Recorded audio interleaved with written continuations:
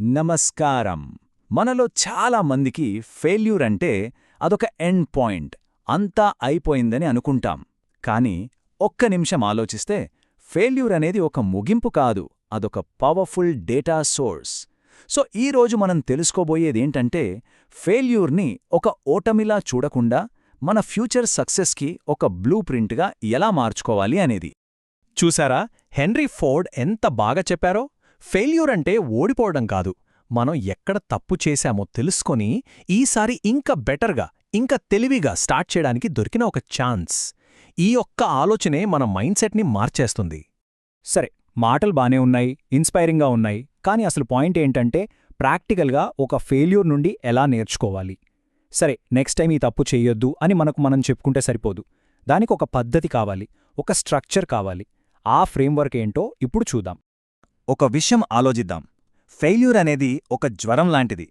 జ్వరం వస్తే బాధగా ఉంటుంది, కానీ జ్వరం అనేది అసలు రోగం కాదు, అదొక లక్షణం మాత్రమే. లోపల ఉన్న ఇన్ఫెక్షన్ అసలు కారణం. అలాగే ఒక ప్రాజెక్ట్ ఫెయిల్ అవ్వడమనేది కూడా ఒక లక్షణమే. మనం దాని వెనుక్కున్న అసలు వ్యాధిని పట్టుకోవాలి. సాధారణంగా ఏం జరుగుతుంది? ప్రాజెక్టు ఫెయిల్ అవ్వగానే ఒక మీటింగ్ పెట్టి ఇదంతా నీవల్లే, ఆ టీం సరిగ్గా చెయ్యలేదు అని ఒకరినొకరు నిందించుకుంటారు. కాని దానివల్ల ఉపయోగమేంటి? ఏమీ లేదు. అందుకే మనం ఆదారిలో వెళ్లొద్దు. ఇక్కడ బ్లేమ్ గేమ్ కాదు, అసలు సమస్య ఏంటో డయాగ్నోస్ చెయ్యడం మన లక్ష్యం. ఒక డాక్టర్ ఎలాగైతే రోగాన్ని కరెక్ట్గా కనిపెట్టడానికి రకరకాల టూల్స్ వాడతారో, మనం కూడా ఫెయిల్యూర్ వెనుకున్న నిజాన్ని బయటకు తీయడానికి ఒక డయాగ్నాస్టిక్ కిట్ వాడాలి. ఇది ఒక స్ట్రక్చర్డ్ అప్రోచ్ అన్నమాట. సో ఈ ప్రాసెస్లో మొత్తం 4 ముఖ్యమైన స్టెప్స్ ఉంటాయి. ఫస్ట్, అసలు ఏం జరిగిందో క్లుప్తంగా ఫ్యాక్ట్స్తో సంగ్రహిస్తాం. తరువాత దీనికి కారణమైన ఫ్యాక్టర్స్ ఏంటో విశ్లేషిస్తాం. ఆ నెక్స్ట్ స్టెప్ చాలా కీలకం.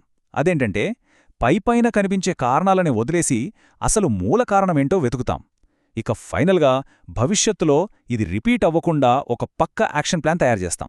ఓకే, ఇప్పుడు డయాగ్నోసిస్లో మొదటి అండ్ మోస్ట్ ఇంపార్టెంట్ స్టెప్ ఏంటంటే మన ఫెయిల్యూర్కి కారణమైన వాటిలో ఏవి మన కంట్రోల్లో ఉన్నాయి, ఏవి మన కంట్రోల్లో లేవు అని వేరు చేయడం.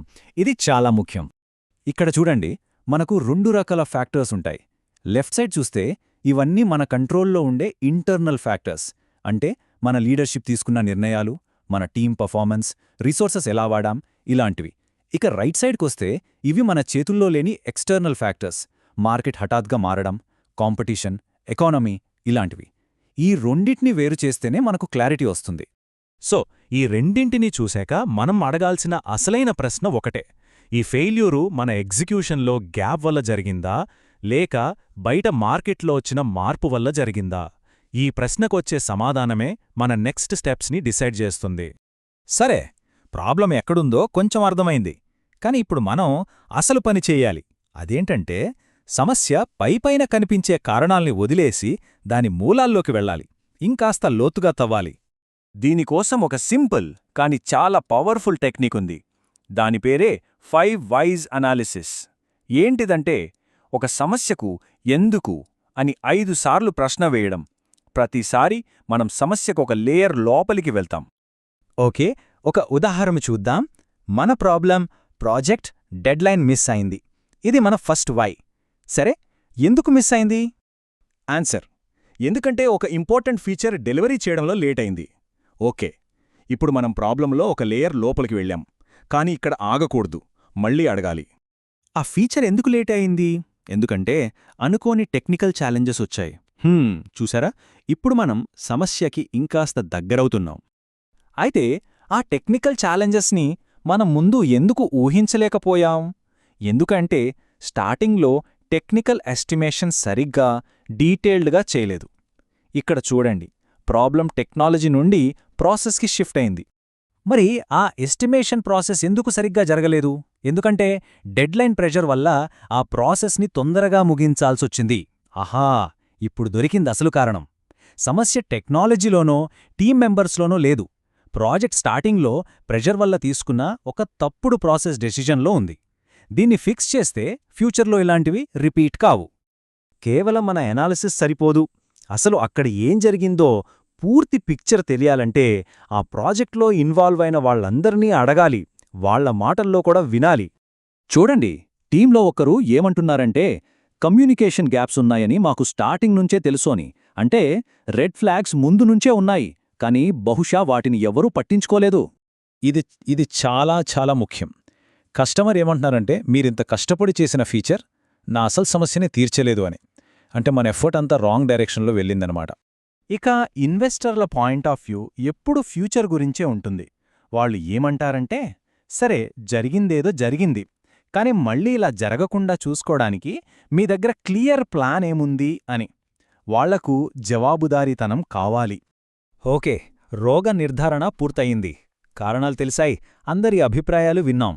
కాని ఇక్కడితో ఆగిపోతే ఎలా? ఇప్పుడు కావాల్సింది ట్రీట్మెంట్. అంటే మనం నేర్చుకున్న పాఠాల ఆధారంగా ఒక పక్కా యాక్షన్ ప్లాన్ తయారు చేసుకోవాలి. ఇదిగోండి, ఇలా ఒక యాక్షన్ ప్లాన్ ఉండాలి. చాలా క్లియర్గా ఏ పని చేయాలి, దానికెవరు రెస్పాన్సిబుల్, దానికి ప్రయారిటీ ఎంత, ఇంకా ఎప్పట్లోగా పూర్తి చేయాలి అని. ఇది కేవలం మాటలు కాదు, మార్పును ఆచరణలో పెట్టడం. అప్పుడే మార్పుస్తుంది. సో ఫైనల్గా మనం గుర్తుపెట్టుకోవాల్సిందేంటంటే, ఈ ప్రాసెస్ అంతా ఒకరిని తప్పు పట్టడానికో నిందించడానికో కాదు, మన ఆర్గనైజేషన్కి లేదా మన టీంకి భవిష్యత్లో ఇలాంటి ఫెయిల్యూర్స్ నుండి తట్టుకునేలా ఒక ఇమ్యూనిటీని, అంటే రోగనిరోధక శక్తిని పెంచడం గురించి. ప్రతి ఫెయిల్యూర్ మనల్ని ఇంకా బలంగా, ఇంకా తెలివిగా చేస్తుంది. ఇప్పుడు అందరం ఒక్కసారే ఆలోచిద్దాం. మనం చివరిసారిగా ఎదుర్కొన్న ఫెయిల్యూర్లో, అది చిన్నదైనా పెద్దదైనా సరే, ఈ ఫ్రేమ్వర్క్ని ఉపయోగించి ఇలా లోతుగా ఆలోచిస్తే దానిలో ఎలాంటి విలువైన పాఠం దొరకొచ్చు?